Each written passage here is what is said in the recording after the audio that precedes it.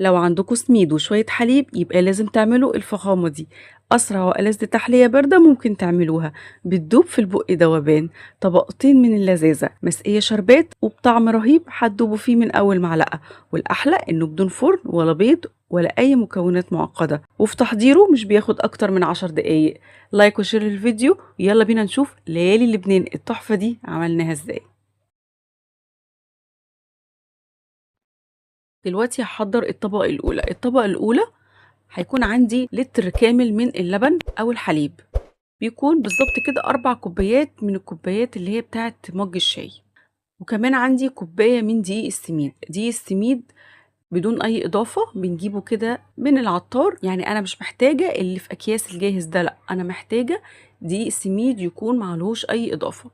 هاخد منه كوباية دقيق سميد. بعد كده هيكون عندي نص كوباية من السكر، وهقلب اللبن مع السميد مع السكر على البارد. انا مش محتاجه السكر يدوب خالص، انا كده كده هرفع الحله دي على النار، بس ايه تقليبه كده على البارد بسيطه. بعد كده هرفع الحله على النار، على نار متوسطه، وايدك فيه ما تسيبيش ابدا الخليط على النار وتروحي تعملي حاجه وترجعي هتلاقيه كلكع من تحت وممكن يشيط منك. فالنار متوسطة، ايدك فيه لحد ما يتقل القوام بالشكل ده.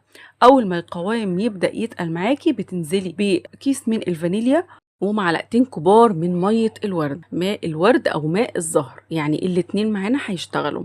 انا كان عندي هنا مية ورد، حطيت معلقتين كبار.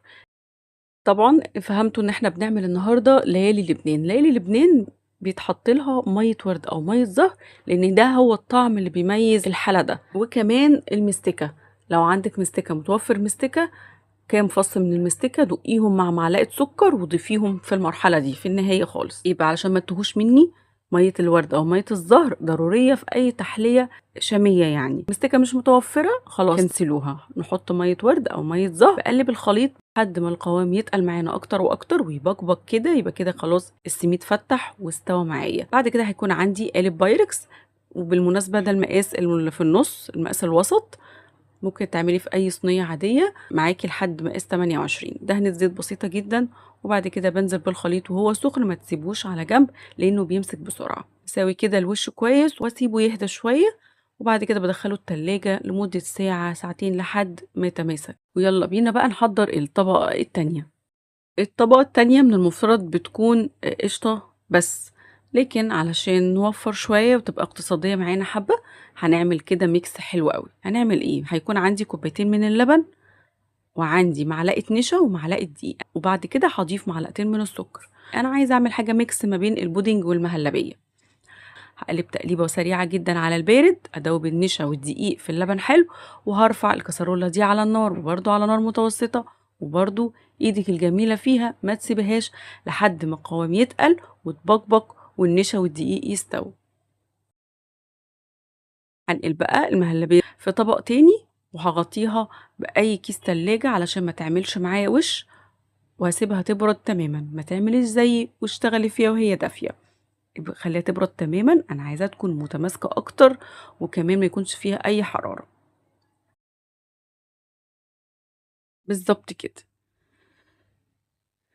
سبتها حوالي نص ساعه وكان لسه فيها شويه سخونه، لا انت سيبيها تبرد خالص. هيكون عندي بعد كده نص كوبايه من الكريمه الشانتيه بدون سكر، ونص كوبايه ميه ساقعه متلجه، ومعلقه ميه الورد اللي ماشيه معانا في كل خطوه.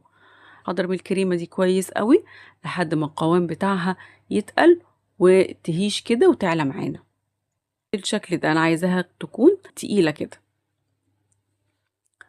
هجيب بقى خليط النشا والدقيق اللي احنا طبخناه مع اللبن او المهلبيه دي، وهنزل بيها على الكريمه بالشكل ده. طبعا لما بتسيبوها اكتر من كده بتلاقوا القوام تقيل، ما بيكونش سايب شويه كده، فتسيبوها كده تبرد براحتها.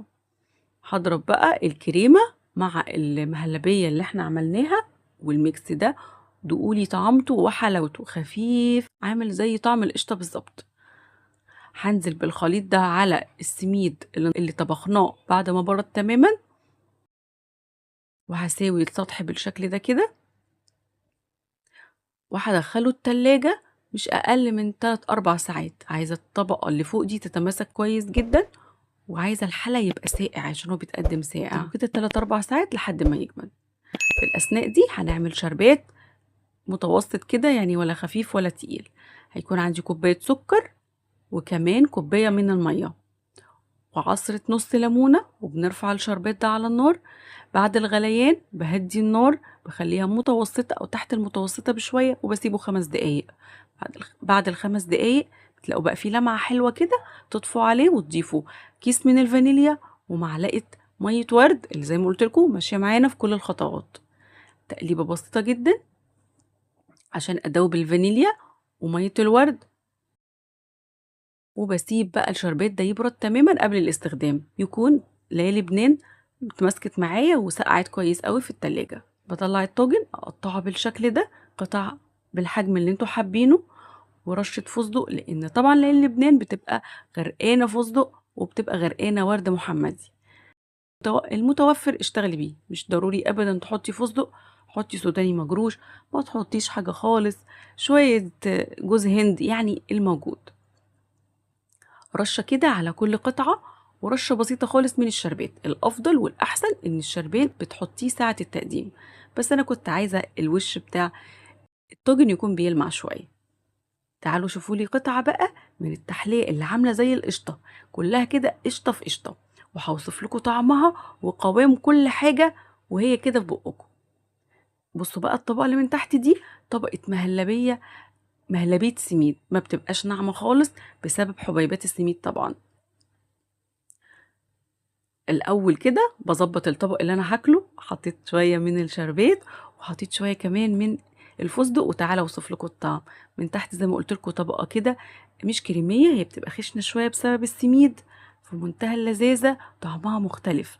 واللي فوق بقى طبقه عامله زي القشطه، هتلاقوها بتدوب كده في بقكم على طول. والاتنين ميكس مع بعض بقى مع الشربات والفستق، ما اقولكمش على الجمال وعلى الطعامه. سكرها هادي مش كتير، يعني اللي بيحبوا السكر القليل هيحبوا جدا تحلية ليالي لبنان. اتمنى يكون وصفة النهاردة عجبتكم ومكنش طولت عليكم. لايك وشير للفيديو وسبسكرايب للقناة لو اول مرة بتشوفوني. اشوفكم على خير ومع السلامة.